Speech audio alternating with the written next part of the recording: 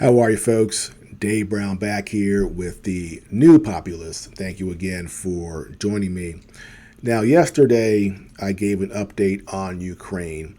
Ukraine launched an offensive into the Kursk region of Russia to try to shake things up there. And unfortunately for Ukraine, it looks like this move is going to backfire. They have spread their forces too thin, and Russia is moving very fast now in the Donbass. So this move, maybe out of desperation, I don't know, is not working out for Ukraine. Now, today I want to talk about Taiwan because Taiwan and Ukraine are very similar. Both get funding from the United States to ward off a larger aggressor that the United States does not like. Now, in the situation of Ukraine, of course, they're already at war with Russia. And the concern is that at some point in the future, Taiwan could be at war with China, which would be an absolute catastrophe for the Taiwanese people, in my opinion. And so I want to cover the visit of Jake Sullivan to China, where he met with several officials, including President Xi Jinping. So, of course, when he was there, the topic of Taiwan came up. And I want to go through the readout from the Chinese side as far as what they said about Taiwan. General Zhang Youja stressed that the Taiwan question is at the very core of China's core interest, the bedrock of the political foundation of China-U.S. relations, and the first red line that must not be crossed in China-U.S. relations. China is committed to safeguarding peace and stability in the Taiwan Strait. Yet Taiwan independence forces are as incompatible with peace and stability of the Taiwan Strait as fire with water. It is the mission and the duty of the Chinese People's Liberation Army to resolutely oppose Taiwan independence and promote reunification. The PLA will definitely take countermeasures against the provocations of the Taiwan independence forces. China urges the U.S. Side to stop military collusion with Taiwan, stop arming Taiwan, and stop spreading false narratives on Taiwan. The two sides also exchange views on other issues. So China is stating clearly that Taiwan is a red line, and they are against the United States giving Taiwan weapons and support and pushing Taiwan to move toward independence. Now, we're playing a game here. We, the U.S., are in fact doing all those things, but officially, we pretend that we are not. Because from our own U.S. State Department website, here's what we say. We say the United States' approach to Taiwan has remained consistent across decades and administrations. The United States has a long-standing one China policy, which is guided by the Taiwan Relations Act, the 3 U.S.-China joint communiques, and the 6 assurances. We oppose any unilateral changes to the status quo from either side. We do not support Taiwan independence, and we expect cross-strait differences to be resolved by peaceful means. We continue to have an abiding interest in peace and stability across the Taiwan Strait. Consistent with the Taiwan Relations Act, the United States makes available defense articles and services as necessary to enable Taiwan to maintain a sufficient self-defense capability and maintains our capacity to resist any resort to force or other forms of coercion that would jeopardize the security or the social or economic system of Taiwan. So we say that we support the one China policy, but we do give weapons to Taiwan, which seems to be a contradiction. But that's kind of what we do. We're always contradicting ourselves in our U.S. foreign policy, not just with Taiwan, but with pretty much every country. Sometimes we support democracy in other countries because there's a bad man there. And other times we support the dictators because the dictators do what we want them to do. So U.S. foreign policy is never consistent. And even in this one paragraph here, we can have contradictory ideas. We support one China policy, but we also give weapons to Taiwan. And interesting to note, just back in 2023, we, for the first time ever, gave military aid to Taiwan that we usually use for sovereign nations. So this is back in 2023. The Biden administration has approved funding for the first time ever transfer of U.S. military equipment to Taiwan under a program typically saved for sovereign nations, according to a notification sent to Congress on Tuesday. The package, which is part of the State Department's Foreign Military Financing Program, totals $80 million and it will be paid for by the U.S. taxpayers. FMF will be used to strengthen Taiwan's self-defense capabilities through joint and combined defense capability and enhance maritime domain awareness and maritime security capability, the department wrote in its notification to Congress that was reviewed by CNN. So, seems like we're changing the game a little bit here as far as what we're giving Taiwan. And now fast forward to April 2024. $8 billion U.S. military aid package to Taiwan will boost confidence in region. And that's from the president-elect of Taiwan. An $8 billion defense package approved by the U.S. House of Representatives over the weekend will strengthen the deterrence against authoritarianism, China, in the West Pacific ally chain. Taiwan's president-elect Lai Ching-te said Tuesday in a reference to key rival China. The funding will also help ensure peace and stability across the Taiwan Strait and also boost confidence in the region, Lai, currently Taiwan's vice president, told visiting Michigan representatives Lisa McClain, a Republican, and Democrat Dan Kildee at a meeting at the presidential office building in the capital of Taipei.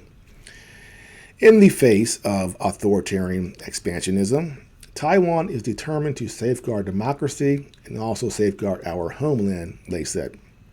Also known as William Lai, U.S. educated, hint, hint, former medical researcher, is despised by Beijing for his opposition to political unification with the mainland.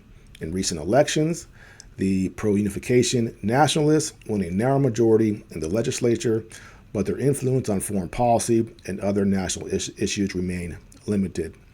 So we're giving tons of weapons to Taiwan. Their current president is against unification. And of course, he is U.S. educated. So many of the people across the world that are strongly pro-U.S.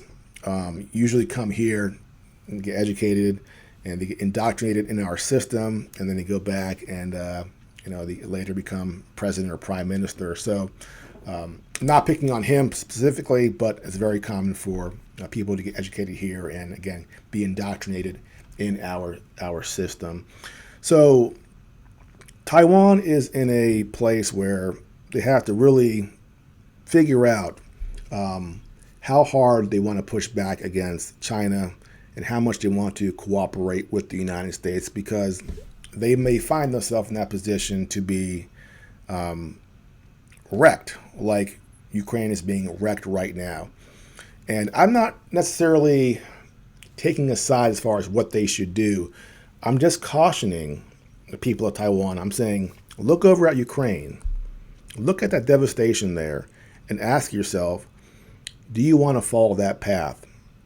Do you want to do what Ukraine has done and just essentially have your country ripped apart? Because ultimately, you are a tool of the United States. We don't care about you. We care about how we can use you. We don't care about Ukraine. We care about how we can use Ukraine. And when you push U.S. officials, they will admit that. They will say, we're trying to hurt Russia. We're trying to bring down Putin. And by the way, it's good for our bottom line as far as our military industrial complex, because much of that aid going to Ukraine is actually being funneled to all of our defense contractors. So if you listen carefully, we will tell you who we actually care about, and it's not Ukraine. And for the people in Taiwan, the same thing. We will say it's about democracy and fighting authoritarianism, but ultimately, if you pay attention and look at what our think tanks have been saying, what our foreign policy establishment has been saying, it's about China containment. It's not about you. You're just the tool to use against China. And again, China said this is their red line. And so is the United States going to keep pushing? Well, what happened with Russia and Ukraine? We knew that Ukraine was a red line for Russia, but we kept pushing. I'll remind you. Let's go to 2008. The memo that was leaked by WikiLeaks from Bill Burns, who at the time was the U.S. ambassador to Russia. He's also right now the current CIA director. Bill Burns wrote a memo back to the State Department saying this: "Niet means niet." That's the title of the memo. Russia's NATO enlargement red lines. So in 2008, we knew that NATO enlargement to Ukraine was a red line. And in the summary, he says this: following a muted first reaction to Ukraine's interest to seek a NATO membership action plan at the Bucharest summit, Foreign Minister Lavrov and other senior officials have reiterated strong opposition, stressing that Russia would view further eastward expansion as a potential military threat. NATO enlargement, particularly to Ukraine, remains an emotional and neurologic issue to Russia or for Russia, but strategic policy considerations also underlie strong opposition to NATO membership for Ukraine and Georgia.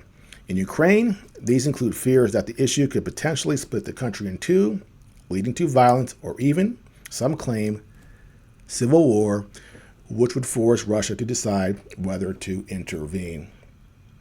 That was 2008, where Bill Burns is saying, if we keep pushing here, it could lead to violence, civil war, where Russia might have to intervene or might choose to. And what happened 6 years later in 2014, we supported the coup of the government in Ukraine. We got pro-Western people in charge.